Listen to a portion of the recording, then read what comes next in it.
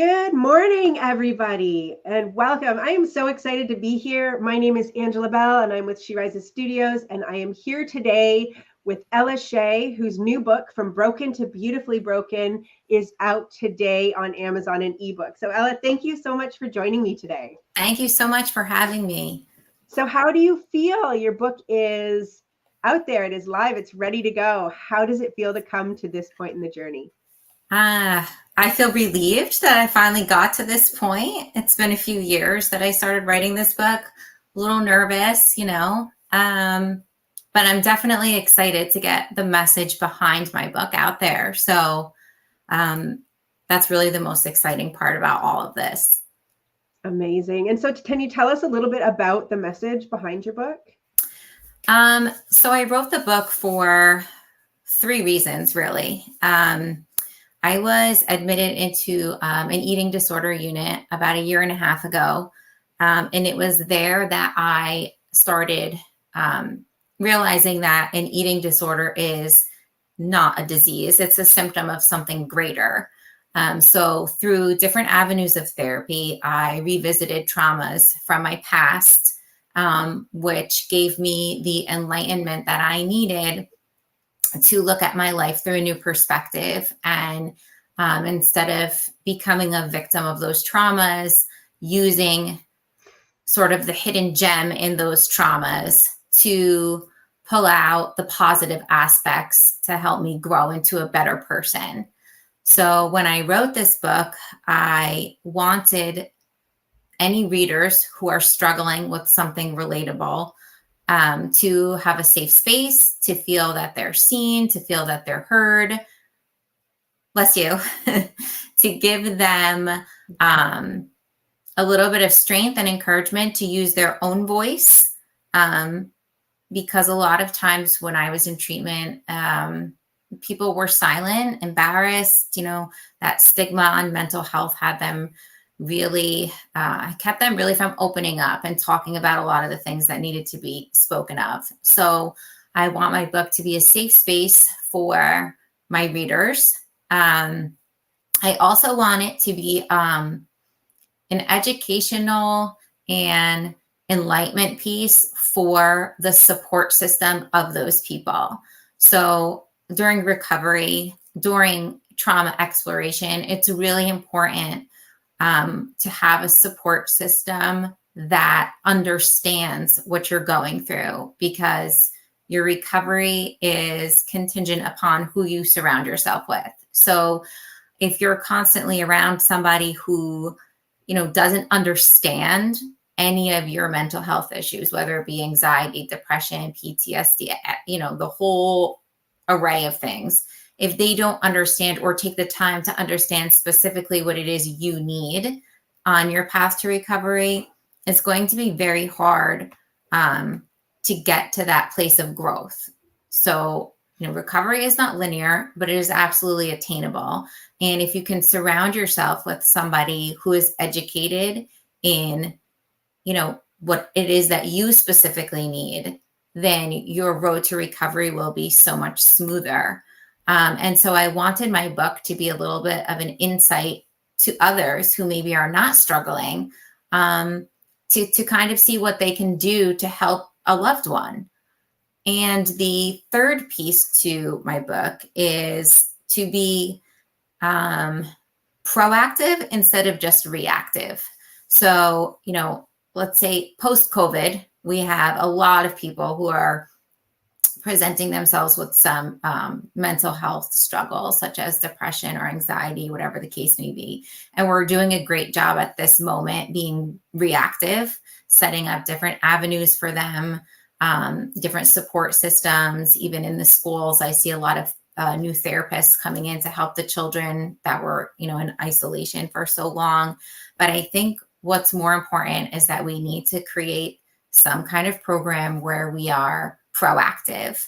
So children at a younger age need to understand their emotions in a healthy way, so that when they become adults, we're expressing these emotions in a healthy way, rather than suppressing them as children and them coming out in an explosive manner later on in life. So those are my 3 pieces of motivation. And I really look forward to seeing where the book takes everybody after they read it. Thank you so much for sharing that, Elisa. I know I really like how you share, like how you talk about helping people who aren't struggling understand, because I know from my personal experience, recovering from, anorexia, that oftentimes there's confusion and they think what you need to hear is that you're beautiful. When, like you said in the beginning of your book, it's not about beauty, it's about control. It's about trying to regain some semblance of control over a life that feels completely outside of your control. So what advice or what insights would you give to people who are struggling to support a loved one, in understanding, kind of like you said, the fact that things like eating disorders are more symptoms, not necessarily the root cause of the issue? I think that most importantly, communication is key. So I think that you really need to speak to your loved one openly and have an open mind in what they're saying. Like, a lot of times people would say to me, just eat. Just eat the food that's on your plate and we can move on from this. And they didn't understand that just eating was not my issue, like you just said, so have the conversation with your loved one, keep that open communication. And you really need to take that initiative to educate yourself, right? So when I was in my treatment center, they offered family sessions. They offered community programs where you could educate yourself on different mental health struggles, and do the research on your own. I mean, we have Google, we have so many things that can teach you little things. Really, I really think that it is how much you want to put into it. So got to find yourself a support system that will give it their all. And to this day, someone will say to me like, oh my God, you look so great now. And in my mind, I'm thinking, do they mean now? Because like I'm a little heavier than I was before, or do they mean now because I didn't look at, so your brain is always cycling it into, interpreting it differently. Right. So I think people just need to be aware. The last chapter in my book talks about things we should never say, such as, one of them being like, big boys don't cry, right? That teaches our children that crying is not a healthy emotion and that they should suppress that emotion, which we all know suppressed grief turns into anger. So we really need to stop saying these things, oh, you're so beautiful. Let's not talk about how beautiful I am. Let's talk about something else that doesn't have to do with beauty, how smart I am, things I've accomplished. I think we really, the other half of that is getting rid of these beauty standards, by society or whatever, which is a whole nother topic. But I think we need to really start talking to people and giving them credit and acknowledgement for what's inside rather than just, oh, you're so beautiful. There's so much more you can say to somebody. So it really just takes education. I have a question. I have 3 questions. Okay. I think my first one is, where in the sense of your journey, did you ever think that you were going to write a book? Is my first question. Was that even a thought when you were going through this? And if so, in terms of the title, because it is very profound, what made you decide on the title of the book? So I never in a million years thought I was going to write a book.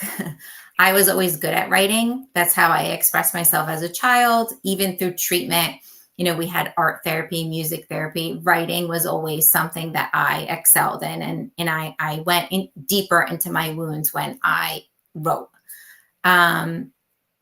It was about the time that I started looking around the room. The room started getting more and more people as the days went by. And a lot of those people were not ready to talk.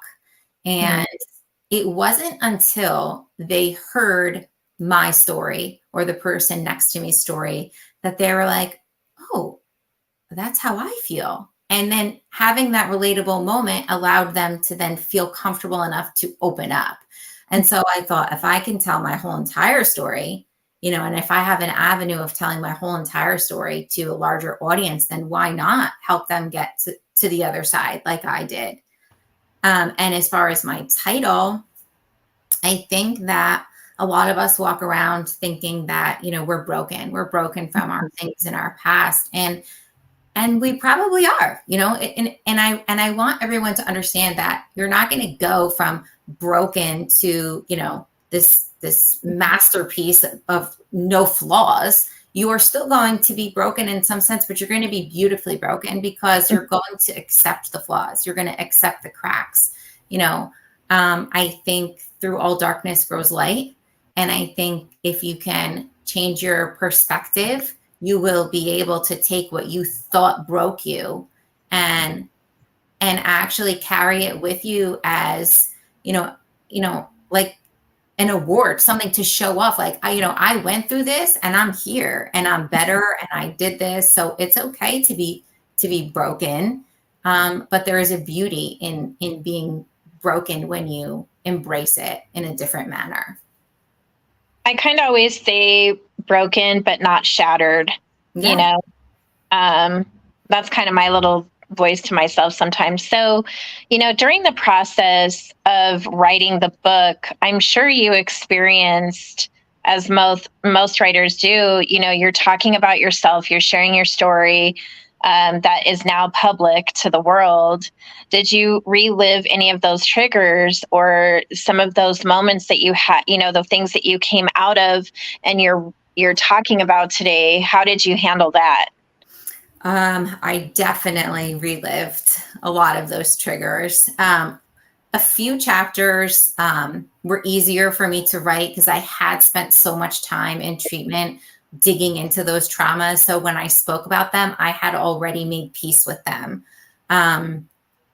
Some of the others, not so much. Some of the things I spoke about in my book, I haven't ever spoke about to anyone. So it was the first time that I was putting those words on paper, and I had to leave the computer lots of times. I had to shut it down, walk away, think about it, internalize it, process it, and then sit back down. And I wanted to make sure that I was expressing myself in a healthy way also.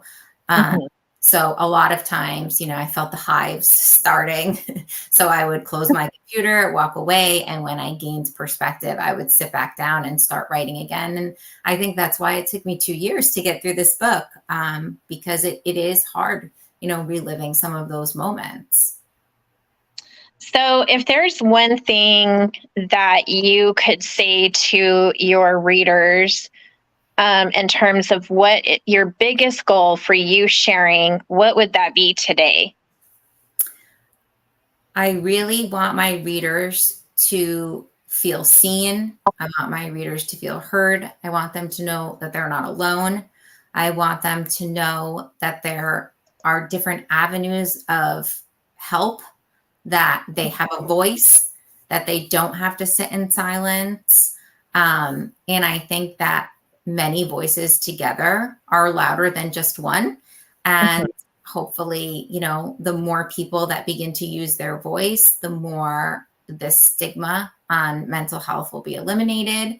And I think that we can become a larger support system for each other, because I've said it before, I'll probably be in recovery forever from, my traumas, and especially my eating disorder. It's what I choose to do every day. It's the choices I make, and nobody can make those choices for me. I choose how I live my life every day. I choose the decisions I make every day. And I want my readers to feel the same way. I want them to find that same strength. And so hopefully my words can do that for them. Well, I believe there's a lot of power in words. I think it takes extreme courage and bravery to even expose some of the most intimate pieces of your life, to the world. And I love reading about topics like this. They're sensitive, but they exist. And I think what you've done is bring more awareness to an issue that needs to be spoken of more. And it's just very brave of you to just come out and share it. And it's not easy to do it. I think a lot of people get caught up in the conception of, the author part, right? Like the front end, the glitz and the glamour. But when you're writing a book, a solo book, I like it when I can pick up your book, read your book, and really align and understand with what you're sharing, what you're speaking. Like, you can feel the words, you can feel the pain, you can feel the joy, all of those things. And that's not easy to do when you're still in the healing process. And like you said, it's never going to end, right? We're always in that healing mode. So here's my last question to you, and then I'm going to give it back to you and Angela. Now that you have this incredible book out there, and I know everyone is going to buy it, what is next for you, Ella? I have booked a few public speaking events. I'm working with Robert Wood Johnson, their eating disorder unit specifically, in a few magazine articles, and some things that are coming up in the future. I have a couple of things in the works to do some public speaking on mental health, but other than that, in my 5-year plan, I want to create something on a larger scale for children. My journey with my traumas actually began when I was 4 years old, and they snowballed from there. And so I want to create something that can help children express themselves in a healthy manner at a young age. And hopefully we can create better human beings. Like, I just feel like sometimes we need to be in connection with our emotion and, feel empathy for other people. And sometimes we don't do that. And so I think starting with children is really important. Can I add something to what you said earlier?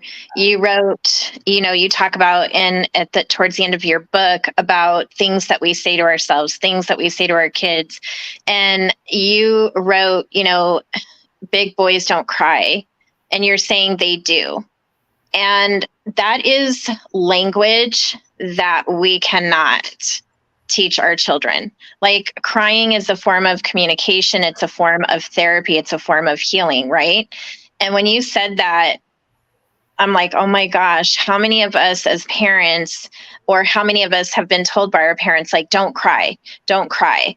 But really, honestly, that brokenness, that feeling of emotion is part of the healing. So big girls and big boys do cry, and it's okay. Because again, it's a piece of that healing. So thank you for sharing that with the audience. And thank you for actually turning on a light bulb for me today, personally. I think that's incredible. I wish you absolutely nothing but success, and I know it will be. And ladies, I'm going to watch from the front end, and congrats, Ella. Thank you so much. I'm so proud of you. Thank you. Thank you, Hannah. And so, Ella, I guess, can you start by telling people where they can find your book, or where they can find you? So right now, the ebook is available on Amazon. I believe it's going to be on a few other platforms at a certain point, other retailers. But right now, it's just the ebook. August 15th, the paperback will become available for purchase. We are doing pre-sale for the paperback book, an autographed copy, and that can be found on my website, which is ellashae.com. Amazing. And so now, like, what are you going to do with the rest of today? I mean, today is a pretty big day. You have launched your book. Your book is out there.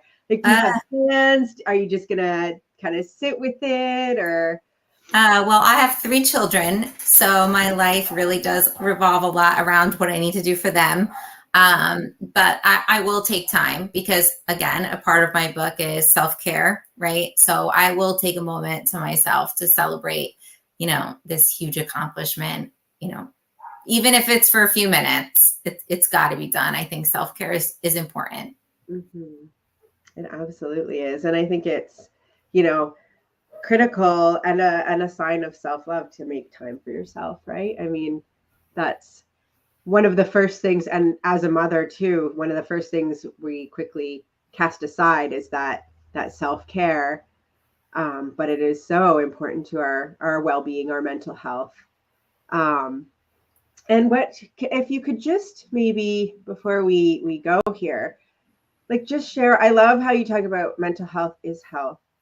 Um, for anyone out there who is struggling, for anyone who is not ready to use their voice, who knows that they're struggling and isn't sure where to start, what is one thing they could do, one small brave step they could take today to start their healing journey? It can be as simple enough as getting words on a paper, you know, write in a journal. Once you see those words on paper and you read them out loud, it resonates a little bit differently.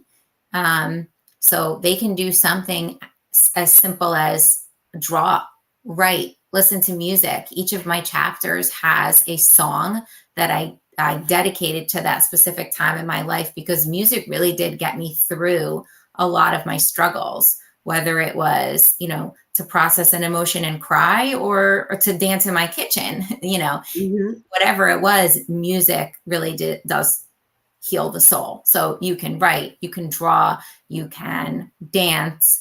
And if you're brave enough, you can contact somebody that you really trust, you know, a best friend, a parent, husband, wife, whatever the case may be. And just let them know that you're feeling a little off, and, you know, you really could use somebody to talk to. And those, I think, are the really beginning stages of, you know, finding the proper health, you know, avenue for yourself. Wonderful. Oh, that's such great advice. I believe in the power of music as well. I constantly tell myself that, you know, there should be a soundtrack to my life because it exists in my head. Just because everyone else can't hear it doesn't mean it's not there. Yes, exactly. But so I love that, and getting it out, writing is a huge way for me to process my emotions as well. So amazing advice.